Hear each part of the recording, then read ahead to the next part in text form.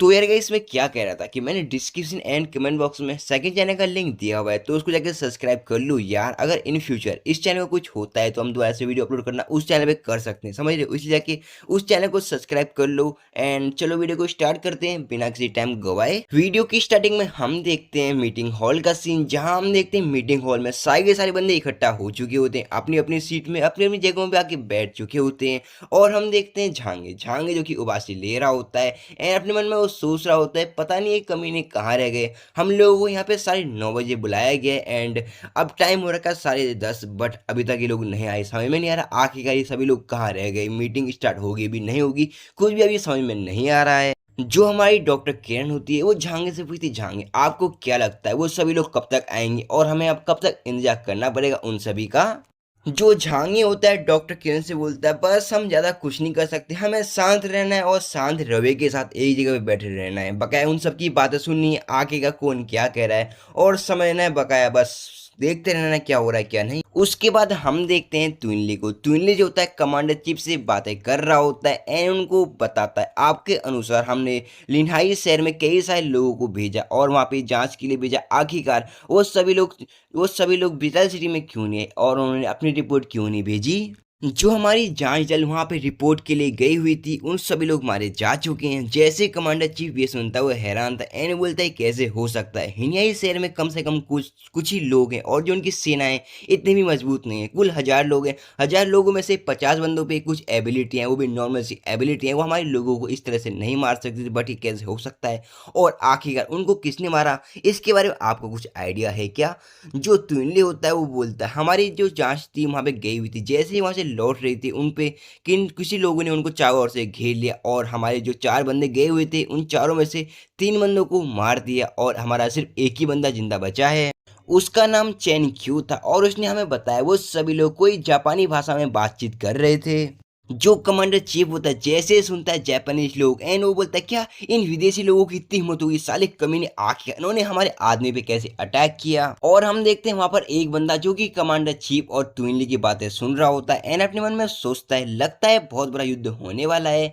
जो ट्विनली होता है बोलता है कमांडर चीफ मेरे अनुसार वहां पे कुछ ही लोग थे जो कि उनके साथ फाइट वाइट कर रहे थे, जो कि खाली मेरे हिसाब से एक मोहरा हो सकते हैं, उसके पीछे बहुत बड़ा प्लान हो सकता है। तो आप मेरे को ये आज्ञा दीजिए कि मैं अपनी सेना के साथ वहां पे जाऊं और उन सबकी हड्डियां तोड़ दूं, मैं किसी को भी छोड़ूंगा नहीं, सबको चीर दूंगा फाड़ दूंगा। जो कमांडर चीफ होता है अपने मन में वो सोचता है लिन्हाई शहर में विदेशी लोगों ने पूरी तरह से अटैक कर दिया, उसे पूरी तरह से नष्ट कर दिया, इसलिए मुझ पे मुझे कोई ज्यादा नुकसान नहीं हुआ है, लेकिन ये घटना बहुत ज्यादा खतरनाक हो सकती है। जैसे कि पहले चीन लोगों ने हम पे अटैक किया था, ये सभी लोग उनका ही कार्य को आगे बढ़ाने की कोशिश कर रहे हैं। अगर ये जापानीज लोग होते तो लिटरली जो हमारी जांगनांग क्षेत्र की जो शक्ति है उसको इजीली जमीन पे गिरा सकती थी। जो ये जापानीज देश है अलग अलग देशों में फंसे हुए हैं, इसलिए मुझे 100 बार सोचना चाहिए कुछ भी करने से पहले और मुझे इसके बारे में ज्यादा सोचना चाहिए और एक ही बार में युद्ध को स्टार्ट नहीं करना चाहिए। जो कमांडर चीफ होता है वो बोलता है आखिरकार जो उन चारों में से एक बंदा जिंदा लौट के आया था चिन ह्यून नाम का बंदा, आखिरकार वो बंदा है कहाँ? जो ट्विनली होता है वो बोलता है कमांडर चीफ वो बंदा आपका बाहर इंतजार कर रहा है। जो ट्विनली होता है अपने साथी से बोलता जाओ उस बंदे को अंदर लेके आओ। जो बंदा होता है दरवाजा खोलता है और हम देखते हैं एक नर्स उस बंदे को लेके आ रही होती है बड़ी इजीली और प्यार से, ऐसे काश कोई मेरे को लेके आता तो मजा ही आ जाता।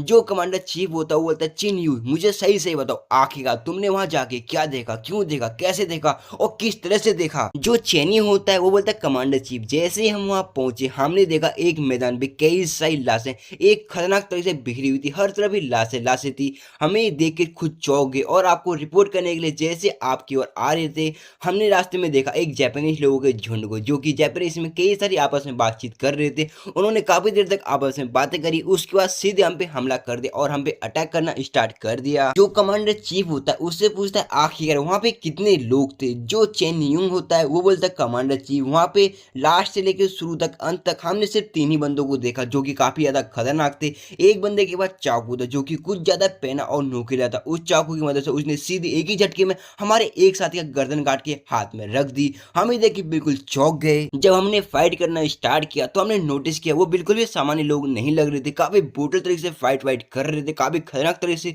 जिससे हम सबकी फटकी चौचर हो चुकी थी।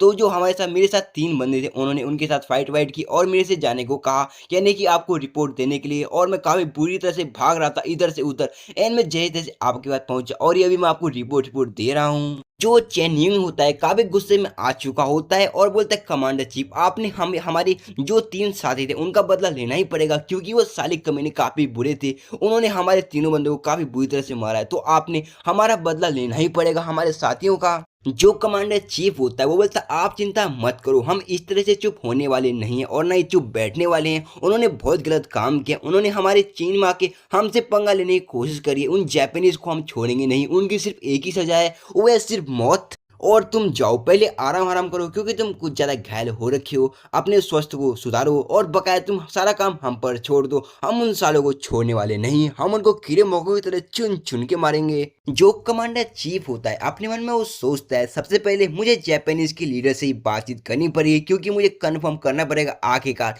जो बंदे थे वाकई में जापानीज थे या नहीं। बिना किसी जानकारी के मैं फिलहाल कुछ भी नहीं कर सकता। जो कमांडर चीफ होता है काफी गुस्से में आ चुका होता है, एन अपने फोन की ओर जा रहा होता है। एन बोलता है जोर से, इन जापानीज की इतनी हिम्मत हो गई, एक छोटी सी टीम आके हमारी जांगनांग क्षेत्र में आके अपनी शक्ति का उपयोग कर रही है। मैं इन साले कमीने को छोड़ूंगा नहीं, इनकी सिर्फ एक ही सजा है, वो है सिर्फ मौत। और जो कमांडर चीफ होता है अपने फोन की ओर जा रहा होता है, जैसे अपने फोन को उठाता है मेरे हिसाब से जापानीज के लीडर से बातचीत करने की कोशिश कर रहा है। तो गाइस जो आज का चैप्टर था वो खत्म हो चुका है। कल जैसे इसका नेक्स्ट एपिसोड आएगा मैं उसको एक्सप्लेन कर दूंगा। बट गाइस उससे पहले आपको क्या करना है, इस चैनल को करना है सब्सक्राइब, डिस्क्रिप्शन और कमेंट बॉक्स में दिया हुआ है सेकंड चैनल का लिंक, उसको भी करना है सब्सक्राइब। फिर मिलते हैं किसी और वीडियो में गाइस।